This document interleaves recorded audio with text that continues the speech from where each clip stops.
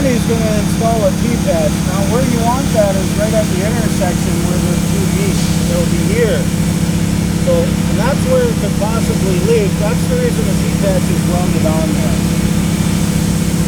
So basically Andy's just setting it down. He's going to tack the middle of it. And what Andy is using for T-patch, it's just an unsupported, it doesn't have any scrim in it like the field does.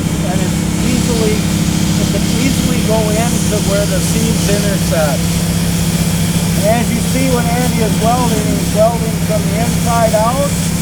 He takes his rollers, he hits those spots where the intersection is here. That's all formed right into that then. That'll make it a watertight seal so we won't have any leaks. Because if water comes in, it's going to follow these paths in.